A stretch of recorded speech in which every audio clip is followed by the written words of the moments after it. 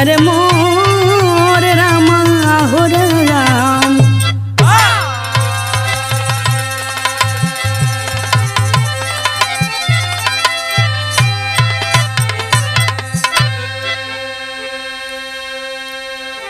अच्छा बाबूजी, मैं बिरहा गायिका पूजा निगम अपनी पूरी पार्टी की ओर से आप सभी को मैं नमस्कार प्रणाम करती हूँ। और एक बार फिर से एक बिरहा उड़ीसा कांड उर्फ ट्रेनों की दुर्घटना लेके आ रहल बानी। रिकॉर्डिंग हो रहल बा कलावती स्टूडियो पांडेपुर बनारस में। उम्मीद बा कि बिरहा आप लोगन के पसंद आई। और इस बिरहा को सजोकर बड़े ही गम में लिखे हैं बिरहा के युवा कवि आदरणीय आलोक नंदन जी। बहुत बहुत धन्यवाद। भूमिका के लाइन है।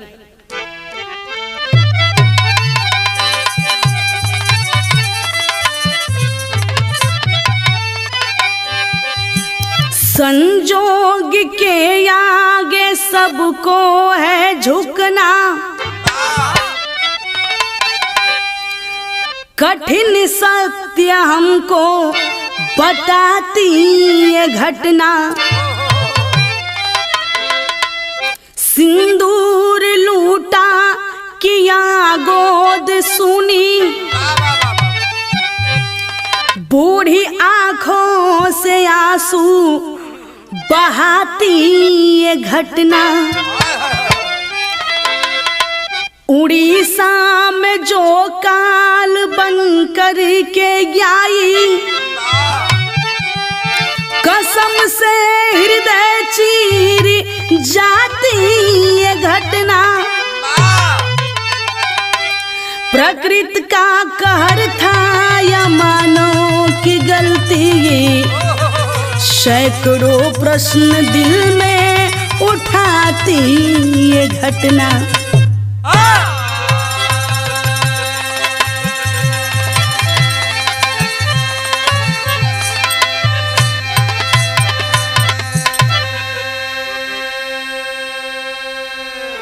ए बाबूजी, जो ट्रेन हादसा हुई है सच में कलेजा द्रवित हो जा रहा है।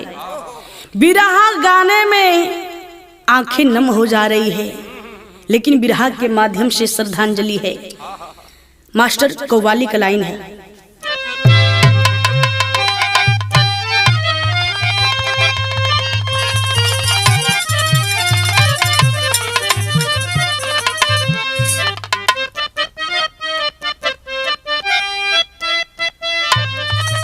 ये आशिक माशुका के बीच की बात है भैया। जब प्यार के बादल छाएंगे हम याद आएंगे। जब प्यार के बादल छाएंगे हम याद आएंगे। जब प्यार के बादल छाएंगे हम याद आएंगे। जब प्यार के बादल छाएंगे हम याद आएंगे। जब प्यार के बादल छाएंगे हम याद आएंगे। जब प्यार के बादल छाएंगे हम याद आएंगे।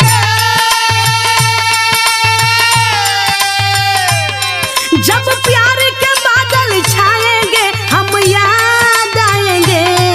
जब पंछी शोर मचाएंगे हम याद आएंगे। जब पंछी शोर मचाएंगे हम याद आएंगे। जब पंछी शोर मचाएंगे हम याद आएंगे। लेकिन हे बाबूजी, कहा जाता है काल के आगे ना किसी का चला है ना चलेगा। कैसे लाइन बा। हो कुदरत के मर्जी, हो कुदरत के मर्जी के आगे केहू के ना चली।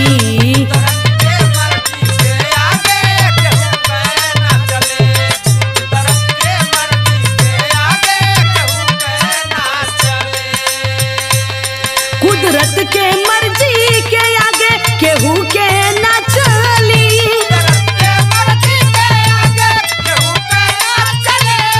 कुदरत के मर्जी के आगे केहू के ना चले।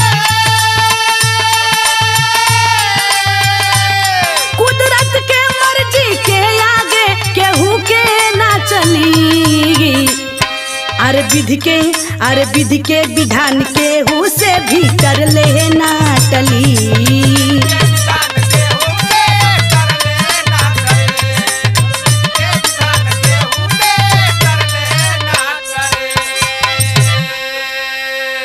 ए बाबूजी, कहानी के शुरुआत भइल नजम के लाइन से। आओ मास्टर।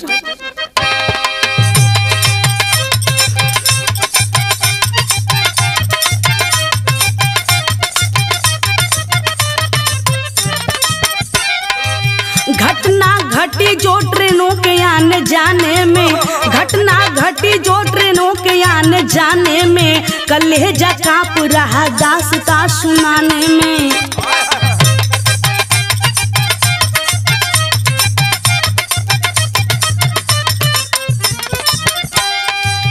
2023 2 जून वाली शाम रही, 2023 2 जून वाली शाम रही, विज्ञान फिर से अपने काम में नाकाम रही।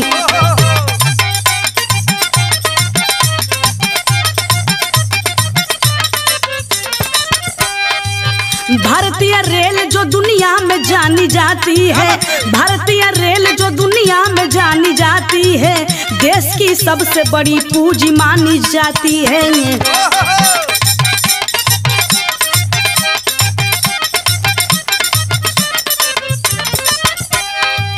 बालासोर स्टेशन से 2 ट्रेनों को गुजरना था, बालासोर स्टेशन से 2 ट्रेनों को गुजरना था, तेज रफ्तार में स्टेशन पार करना था।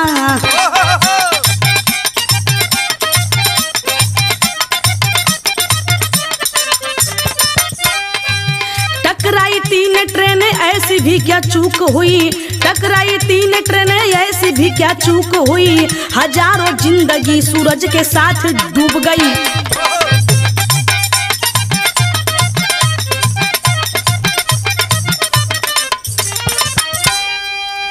ए बाबूजी, बिरहा सुनने वाले प्रेमी, 2 जून 2023 को प्रांत उड़ीसा बालासोर बहनगा बाजार स्टेशन के करीब शाम 7 बजे बाबूजी, उस सूर्यास्त के साथ कितनी जिंदगियां डूब गई।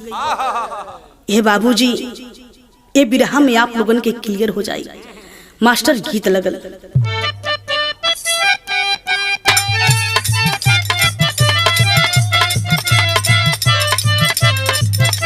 कोनो मेहरारू अपने मर्द की याद में भैया कहले है,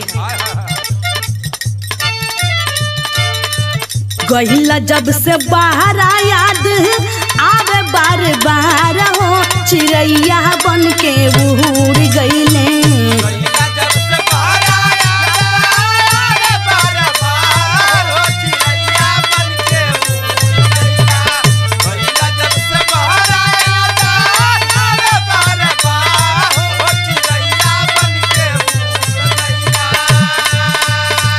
गहिल जब से बाहर याद आवे बार बार हो, चिड़ैया बन के उड़ गईले। राजा जी हमार हो, चिड़ैया बन के उड़ गईले।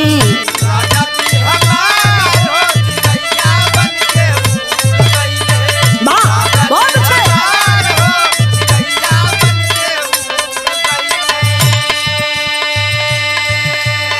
लेकिन ये बाबूजी गौर करिएगा, गाड़ी चली है कहाँ से, ट्रेन चली है कहाँ से। 3:20 पे समैया विशेष हो, कि कलकत्ता से चलल बागा।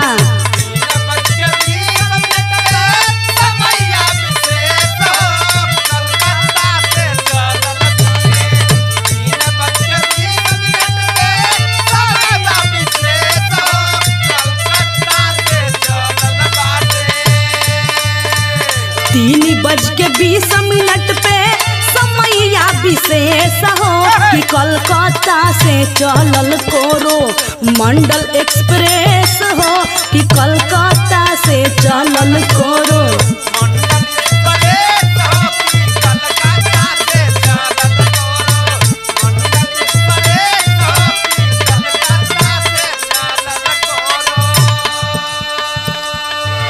ए बाबूजी, यात्रियों को लेकर के कोरोमंडल एक्सप्रेस जो कलकत्ता से चेन्नई की ओर चली है। धीरे धीरे ट्रेन आती है कहाँ बाबूजी?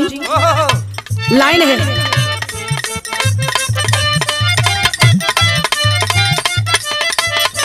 धीरे धीरे चलल बाटे चेन्नई के ओर बाबू।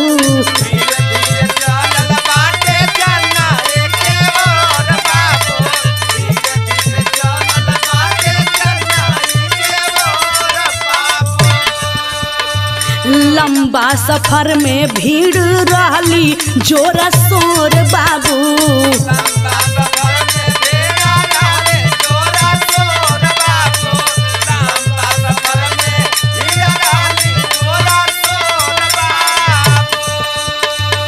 टाइम से पहुँचे खातिर धइले बारेस हो कि कलकत्ता से चलल बागा।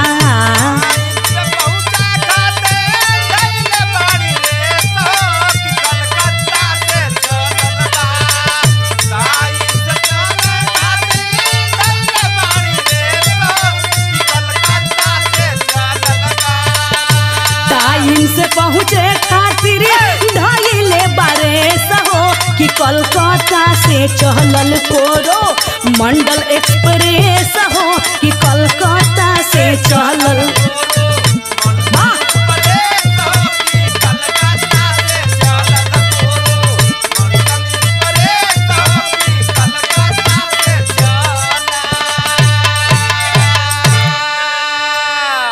ए बाबूजी, जैसे ही कोरोमंडल एक्सप्रेस आती है बालासोर बहनगा बाजार स्टेशन के पास।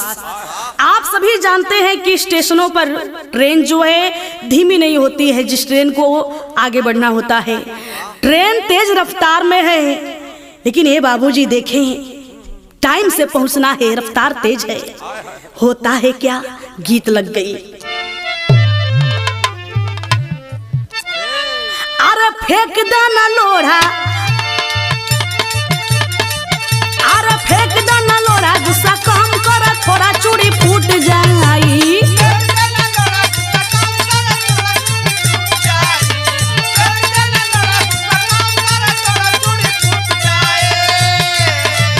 अरे फेंक दाना लोढ़ा, गुस्सा कम कर थोड़ा चूड़ी फूट जाई। ओ दिल टूट जाई, रंग छूट जाई, तोरे राजा जी के दिलवा टूट जाई।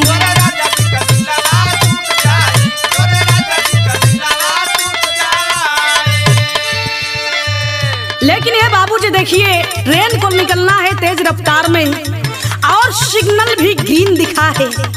ये बाबूजी ट्रेन निकल पड़ी है। होता है क्या, आगोरा जला इंजन सबके पार रफ्तार वही पहरिया में।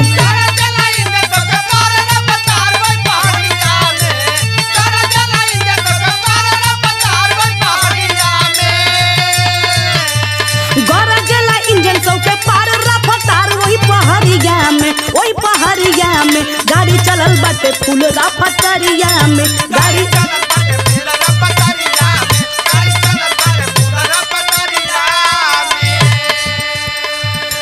ए बाबूजी, केहू यार दोस्त संगे टोलिया बनाए हो,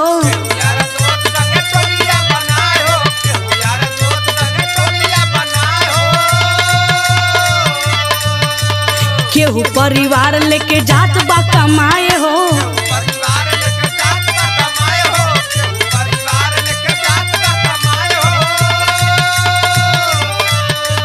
जोहे वाला जोहत बाटे सब ही के चेन्नई सहरिया में।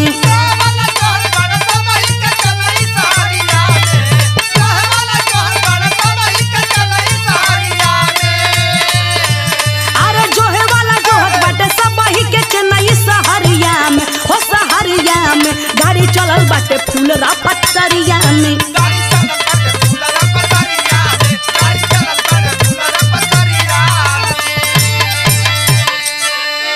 ए बाबूजी, फुल रफ्तार में गाड़ी चल रही है। होता है क्या, बालासोर स्टेशन पे रुके के ना रहे।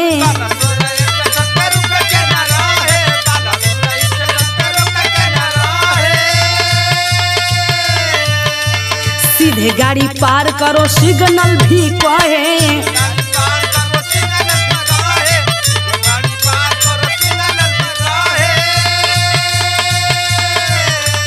हो गई चुक गाड़ी घूम गई दूसरे पटरिया में।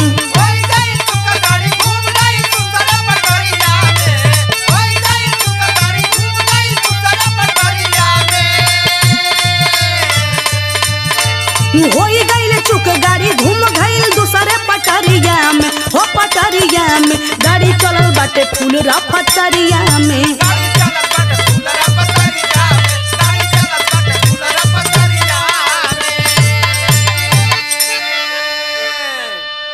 ए बाबूजी, एक तो तेज रफ्तार है और गाड़ी दूसरे पटरी और घूम जाती है। होता है क्या? तेरी की लाइन बा।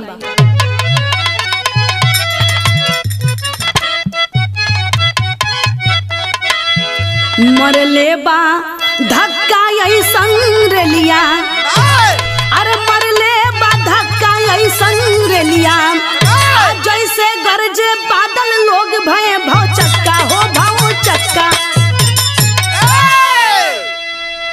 ए बाबूजी, अचानक से जा करके ट्रेन मालगाड़ी में धक्का मारती है। कुछ लोग समझ पाते हैं, कुछ लोग नहीं समझ पाते हैं। होता है क्या? विदेशिया की लाइन कि सोचे भरी के मौका नहीं पाया लटके मिली पौले, आ कम नाही करी पवले तनिक रफातरिया। आ पूरे रफ्तार में माल गाड़ी में लड़ल बाटे, आ पल भर में आइल बा मौत के लहरिया। जैसे खिलौना टूटे टूट के बिखर जाए, वैसे रेलगाड़ी बिखरल बाटे वही पहरिया। एक पल के सब लोग होश खोई देहले बा, काम नहीं करे बाबू कोई के सारिया। ए बाबूजी, खिलौने की तरह ट्रेन अगल बगल के पटरियों पे बिखर जाती है। ट्रेन में जितने भी लोग हैं घबराए हुए बाबूजी, सभी लोग प्रभु से, ईश्वर से यही कह रहे हैं क्या? गीत लगल।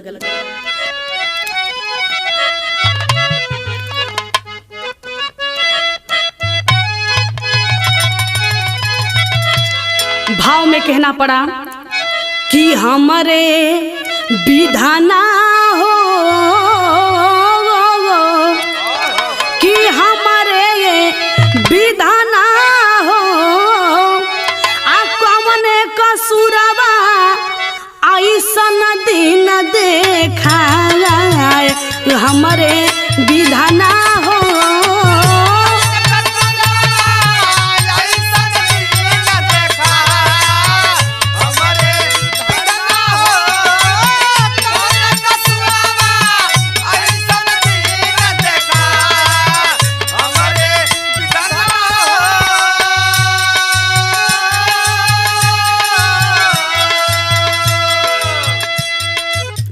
केहू के गर्दन अलग भइल बा, केहू के काटल बा हाथ, केहू के अपने बेटा बेटी से छूट गइल बा साथ हमारे विधाना हो।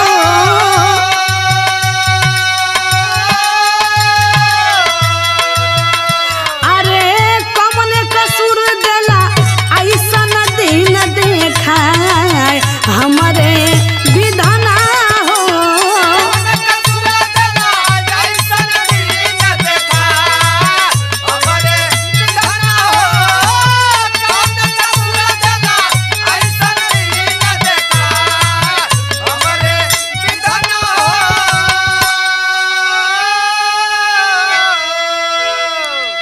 मौत का मंजर पसरा है बाबूजी। अभी इतना ही गम कम नहीं था कि तब तक एक और घटना होती है। क्या? पहपट की लाइन है।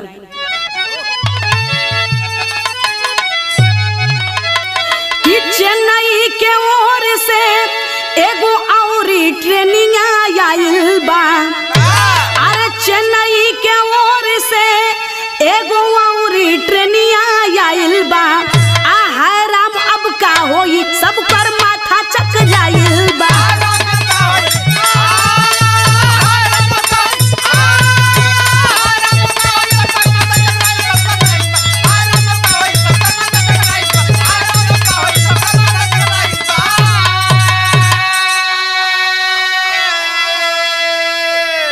सिग्नल संदेशी अभी तक ड्राइवर को ना पहुंचा था और रुकना नहीं था वहां पे उसको, उसने कुछ भी ना सोचा था। अरे गिरल 4 डब्बा से आके वो ट्रेन टकराइल बा। अरे गिरल 4 डब्बा से आके वो ट्रेन टकराइल बा। आ हाय राम अब का होई सब कर माथा चकराइल बा।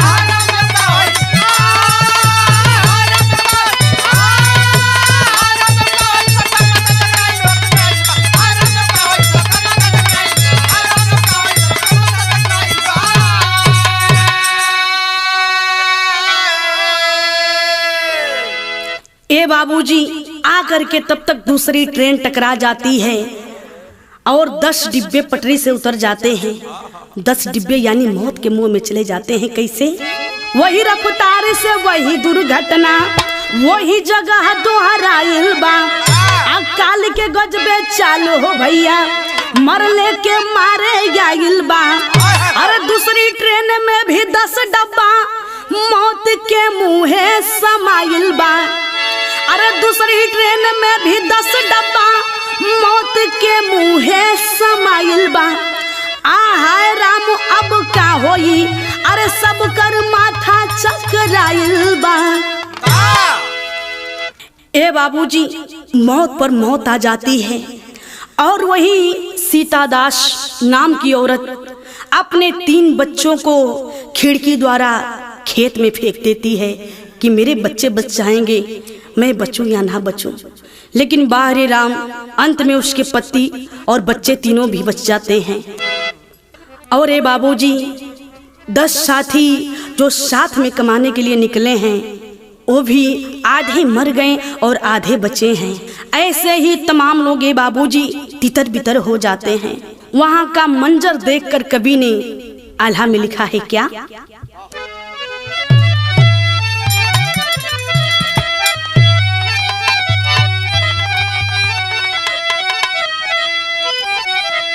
कि विज्ञान जब जब भी कैले बात रखिए भैया।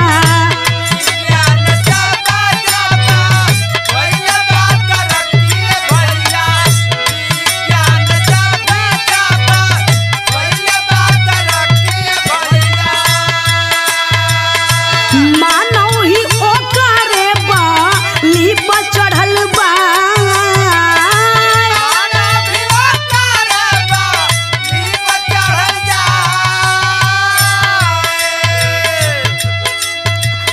जीवन के तलाश में मिलल बा मऊवतिया भैया।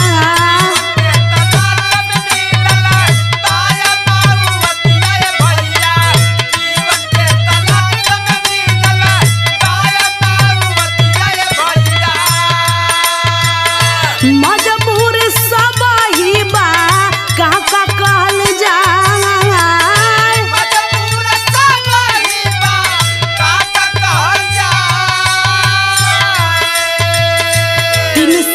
लोग लगभग जनवा गवले भैया।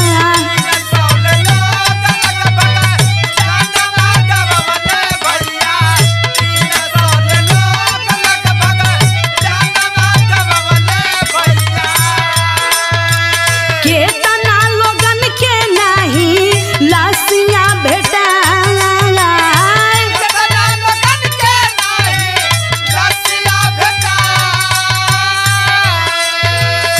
भैले उदास आज आपन हिंदुस्तानवा भैया।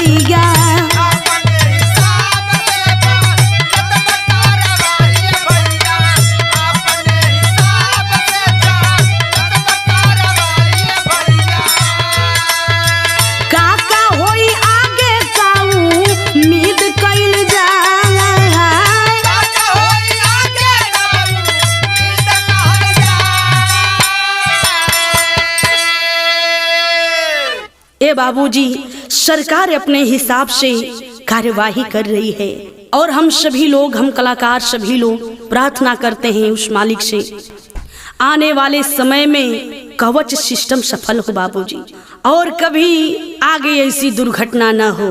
बात करने वाले बहुत कुछ बात कर रहे हैं, लेकिन कभी ने अपनी मन की बात खड़ी में लिखी बाबूजी। क्या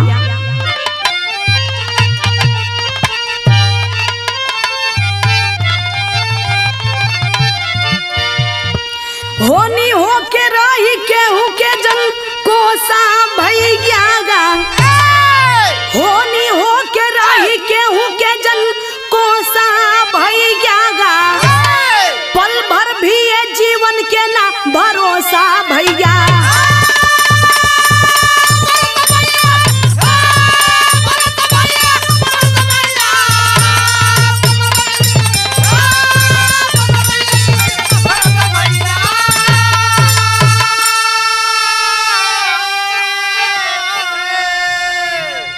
राम न करे कि ऐसन दिन कबो आवे, आ कबो अनहोनी पूरे देश के रोवावे, आ जीवन में ना पावे केहू ऐसन धोखा भैया गा, और जीवन में ना पावे केहू ऐसन धोखा भैया गा, आ पल भर भी ये जीवन के ना भरोसा भैया।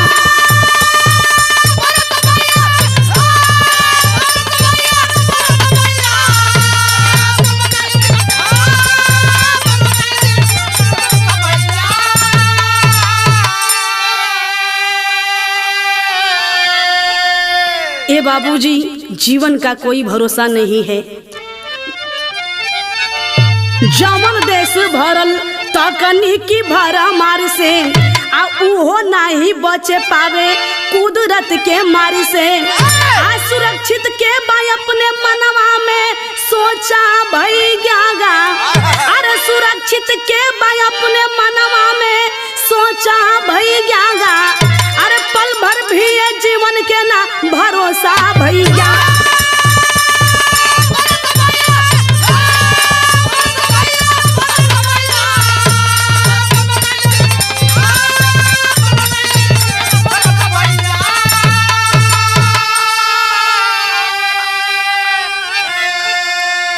ए बाबूजी, ये सच्चाई है।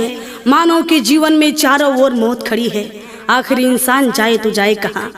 भावभीनी श्रद्धांजलि है मरे हुए लोगों को। विधा समाप्त। आखिरी लाइन।